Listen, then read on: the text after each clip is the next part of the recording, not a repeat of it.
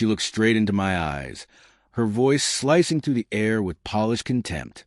"We don't haggle with low-level workers." The words didn't just sting, they carved through me. Not because they were delivered in a sleek glass conference room filled with executives and assistants trying too hard to matter, but because they came from Eleanor, the woman who once wore my last name like a promise. She stood at the head of the table, every inch the corporate queen, poised, expensive, surrounded by her flock of followers who hung onto her words like they were gospel. I sat across from her with a copy of my resume and my dignity clenched in the same unsteady grip. I didn't flinch, didn't argue. I simply nodded, thanked them for their time, and walked out. But I wasn't out of her world. Not yet. Eleanor and I hadn't just shared a marriage. We built something that once felt indestructible. It wasn't product or a brand.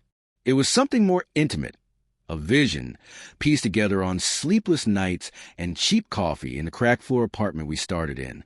I was the architect, meticulous, focused, always refining. She was a visionary, ambitious, magnetic, and, in her own way, unstoppable. Together, we built systems for others to thrive on, creating success stories we'd never star in. But something shifted. What was once our joint story slowly became her solo performance. She began erasing me quietly. Subtly, a presentation where my name didn't appear. A press release where I was demoted to technical support. The company we co-founded slowly cleansed itself of my name, my work, my history. Clients stopped looking me in the eye. Board members called me the tech guy. She never corrected them. And then, without warning, I was reassigned. Internal systems only. A polite exile. No conversation, no warning. Just an impersonal email, as if I were some underperforming intern, not the man who had once built her empire from scratch. That was the day I left. At least, that's what she thought.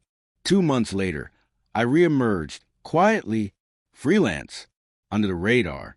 I chose my clients carefully, kept my name off promotion material, declined interviews.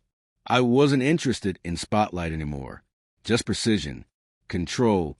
Then a job came across my desk. A full-scale systems overhaul for a struggling firm hemorrhaging resources due to outdated infrastructure. High budget, high profile, a mess only someone fluent in legacy systems could untangle. Someone like me, the company, Marwood and Sons, Eleanor's prize client, her crown jewel, the account she flaunted in business magazines and clung to like armor against internal scrutiny. I applied under an alias, my middle name paired with my grandmother's maiden name. No photo, no LinkedIn profile. Just credentials and code samples. They vetted me, verified my work, and brought me on as lead consultant.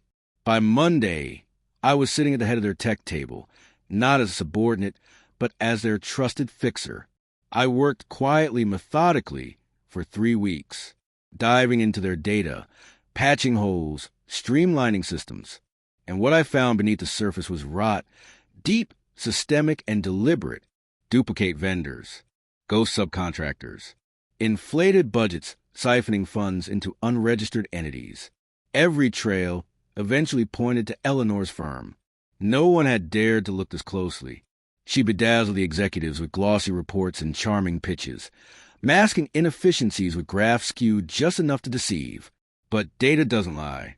One contract stood out, the one bearing my signature, filed while I was still legally tied to the company. It locked Marwood into a 5-year deal under false pretenses. She hadn't just erased me. She'd exploited my identity. I scheduled the final meeting for Friday morning. She swept in, radiant and controlled, that familiar smirk tugging at her lips when she saw me seated at the head of the table. "Well, look at you, rising through the ranks," she said, her voice a melody of veiled derision. I didn't rise. I stayed where I was. Centered. Ready? "No," I replied evenly. "I'm exactly where I was always meant to be." She didn't understand. Not yet. I clicked the remote. The first slide illuminated the screen. Then another. And another. I didn't add drama. Didn't need to. The data spoke for itself. Missing funds, illegal vendor relationships, internal reports doctored to match inflated forecasts. Each slide was a scalpel.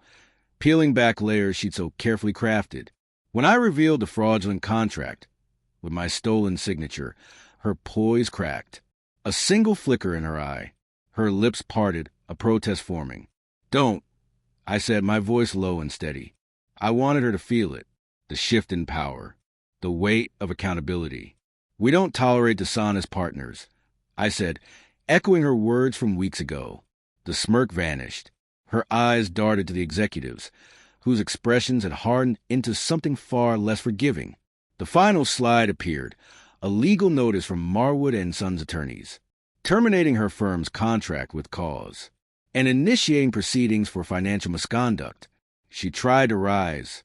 Carter, one of the senior partners, lifted a hand, gesturing for her to stay seated. "This is our matter now," he said, voice ice cold. She looked at me, not with rage, but disbelief, as if, for the first time, she was really seeing me, understanding what I'd become. Realizing I'd never left the game, I'd just changed the board. Later, I walked past what had once been her office. She was inside, alone, clutching her phone like a lifeline, desperately trying to salvage something from the wreckage. She didn't look up, or maybe she couldn't.